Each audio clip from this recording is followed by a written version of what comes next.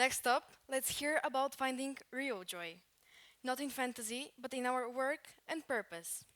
While we're entrapped in the hustle culture of today's capitalist society, Konstantin Boyadzhiev has found a way to escape and will teach us how to balance work and pleasure. Please welcome him with his talk, Breaking Free from the Capitalist Trap.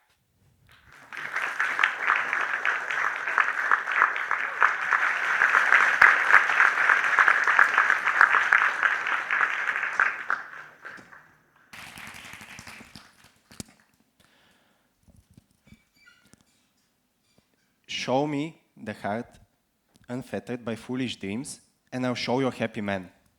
But only in dreams can man be truly free. That is a line from one of my favorite coming-of-age dramas called Dead Poets Society.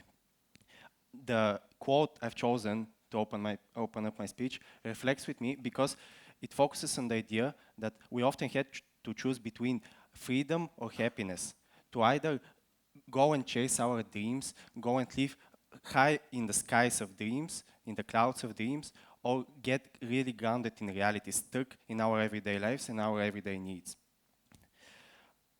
In the drama, a teacher encourages its students to not live by society's expectations and actually create their own, to not obey by what other people want them to do, but actually chase their personal goals and dreams. Too often, I believe, we allow ourselves to get overwhelmed by problems related to work, income, family, and we forget to actually do the things we feel that bring us joy in life. And what I'm talking more specifically here is our dreams and desires that haunt us at night. Because at the end of the day, what are dreams? Dreams are the things that keep us awake at night because we know we want to pursue them and we might not be pursuing them. Dreams are what drives us, that flame within us that makes us do the things we actually want to do. Dreams are the thing that when we do them brings us a sense of purpose in life. And if we do not in any way, shape or form follow our dreams, as research and probably common sense to most of you suggests, we might end up doing something we hate for the rest of our lives, and ultimately we will simply waste away the valuable time we have on Earth, the limited time we have on Earth. I believe jobs shouldn't be a burden, but a blessing, and the money that comes from them should be just a tool that helps us do the things we actually want in life. Hello, my name is Konstantin Boyadzhiev, and today in front of you I want to speak about the so-called rat race that some of you might have heard of, and the thin line that is between the rat race and actually doing the things you enjoy in life. So, first of all, what is actually the rat race? And no, I promise I won't be talking about red pills and bold Romanians trying to sell their courses to you. That is the reason why I'm here, because I believe the counter-narrative that has been proposed on the internet and to social media is very negative. The rat race, in simple terms, is the narrative that people should give it their all at work. They should work that extra hours at their bureau. They should only be striving to earn more. They should only be striving to get the higher position at their work so that they get respect. The only form of self-validation that comes for these people is to either more salary or better position at work. The problem, what is the problem? If at the end of the day, that is what you're chasing. If at the end of the day, you just want to have more money and a higher position.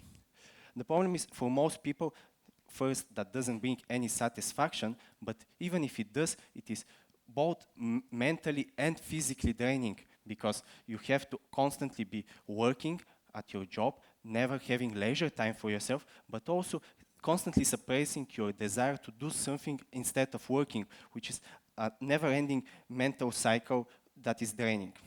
And you will never actually be able to enjoy the fruits that you have seeded at your work, for example, your money. But again, why is that an issue if at the end of the day you succeed in earning more and gaining that position? What is the issue of me crying in my Lamborghini? Doesn't that make me happy? Or at least happier than if I cry without my Lamborghini? Well, the thing is, the rat race is inherently rigged from the start.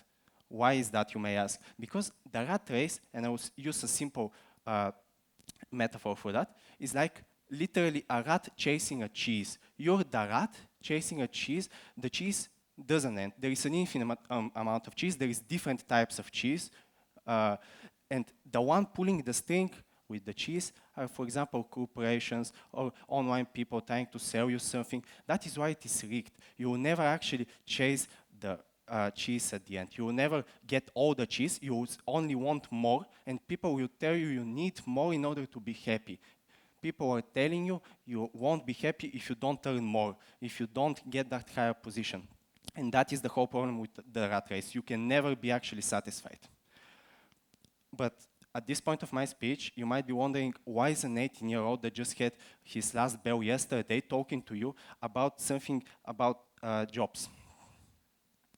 Well, I am not going to lie when I say that I have only worked in my family business, and I haven't been part of the rat race. But my mother has been negatively impacted by this for like the past 10 years. What I mean by that is that my mother is an exceptional dentist.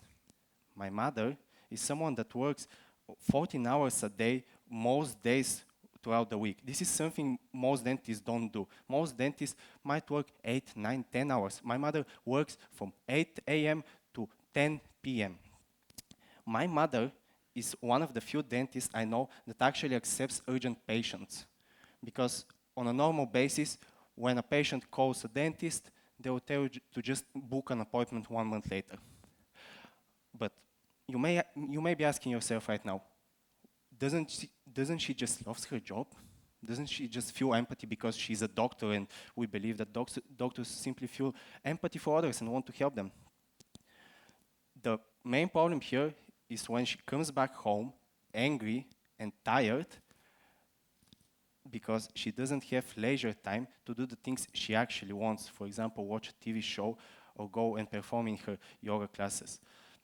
The problem is that too often I heard from her how she didn't want to get that patient.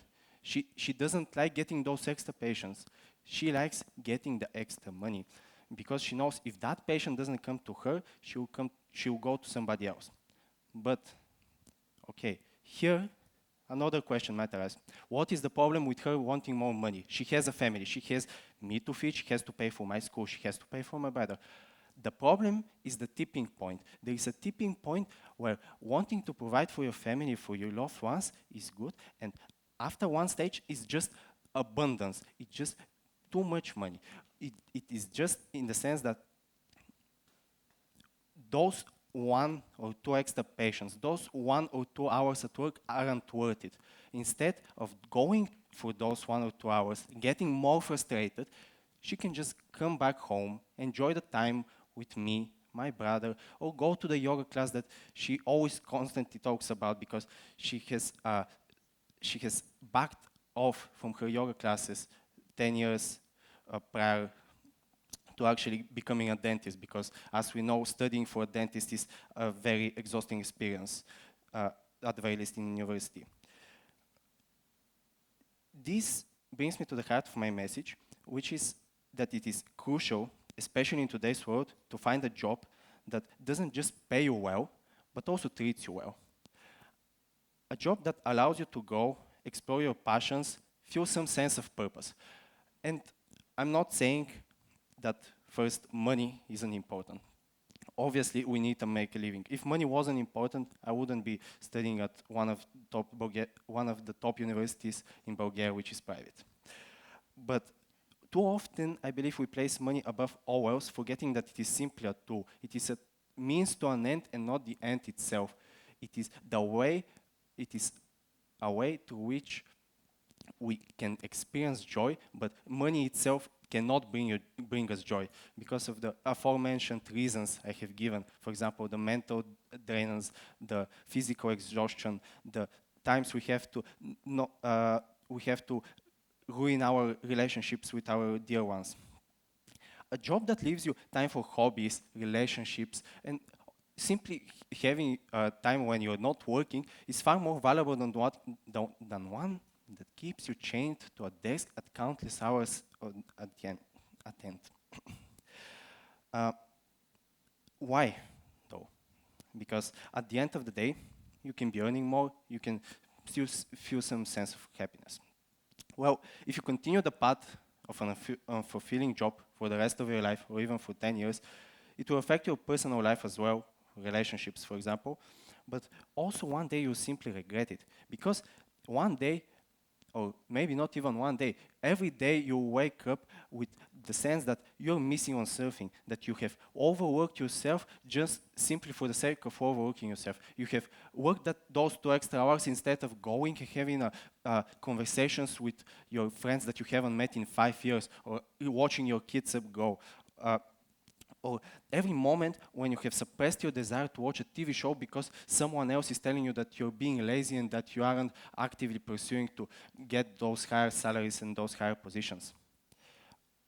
But obviously, I'm not saying you should throw your job right out of the window. This is very unrealistic. This is like me saying to my mother, "Mother, please don't be a dentist. Please go do yoga classes all day." This is the problem with the whole counter narrative on the internet, and this is why I'm doing this TED Talk. I want to propose a more balanced alternative, which is that for most people, they don't have the freedom to do so. They don't have the freedom to just throw away their jobs. For example, they have to provide for their family. If my mother throws out her job, there is no one to provide for me, my brother, and in some senses, my father. But also, some people are simply qualified in one specific field. If I go and tell them, just switch your job, just go be a painter, they haven't painted their whole life, they cannot do this. They physically cannot do this. The more realistic approach, which I'm advocating for my speech, is to first fight step by step against the negative impacts of the so-called rat race. What I mean by that is start saving little by little for the tour that you have always dreamed of, for the place that you have always wanted to visit. Draw a clear line between your work life and your personal life so that you don't mix the two, so that you don't work when you should be resting and you don't rest when you should be working. Don't neglect especially your deepest wishes, because I believe, again, it is common sense that suppressing emotions and wishes isn't making them go away. It's just bottling them up, and one day they will come crashing out of the blue, and it will result in a very bad mental state for you. The bottom line of this TEDx is that I don't want more people to simply lose themselves, their desires and their uniqueness in a sense, because desires often mean uniqueness, chasing money and societal approval. Instead, I would like for people to be more conscious of their free time and to actually allow themselves to have free time and to utilize them in different ways that brings them joy. Because at the end of the day, with all the money in the world, you cannot buy time, you cannot buy energy that you have exhausted earning those money, and at the very least, money never actually buys happiness. I haven't seen happiness in any sort of shape in any store, so I cannot buy it. Thank you.